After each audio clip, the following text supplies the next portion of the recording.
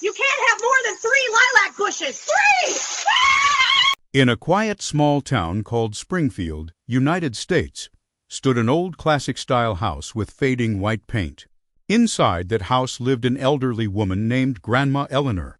She was over 75 years old, and since her husband passed away years ago, she had been living alone. Her children had moved to other cities and could only call her from time to time. Every morning, Grandma Eleanor sat on a wooden chair on her porch, looking at her front yard. The grass had grown tall, fallen autumn leaves covered the ground, and bushes had begun to block the fence. Years ago, the yard was always neat and beautiful because her husband took care of it. Now, her body was too weak to do such heavy work. She once tried to cut the grass by herself, but after only a few steps, she became short of breath and her knees began to ache. Slowly, she sat back down, her eyes filled with sadness, and silently prayed for help. One day, a man named Michael passed by her house. He was a new resident in Springfield. When he saw Grandma Eleanor struggling to sweep the leaves with her trembling hands, his heart was touched. The next day, Michael returned with a lawn mower and gardening tools. "May I help you, ma'am?" he asked kindly. At first, Grandma Eleanor politely refused. She felt uncomfortable receiving help without being able to give anything in return. But Michael reassured her that he expected nothing at all.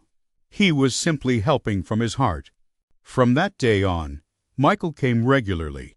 He mowed the lawn, cleared the leaves, trimmed the bushes, and cleaned the yard. Slowly, the front yard came back to life.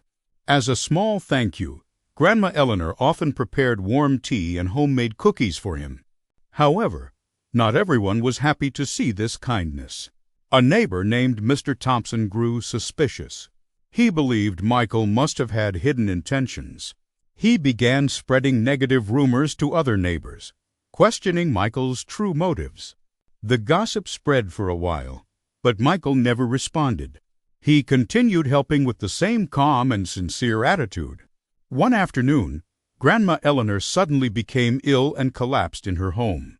Michael noticed something was wrong and immediately took her to the hospital and contacted her family. When the neighbors learned about this, they finally understood that Michael's kindness was genuine. Mr. Thompson felt deeply ashamed. He came to Grandma Eleanor and Michael, lowered his head, and apologized for his false judgment. Grandma Eleanor smiled gently and forgave him. From that moment on, the neighborhood grew warmer and more united. Michael was welcomed as part of the community, and Grandma Eleanor no longer felt alone. Her yard was no longer just clean and beautiful. It became a symbol that true kindness, done sincerely, will always find its way.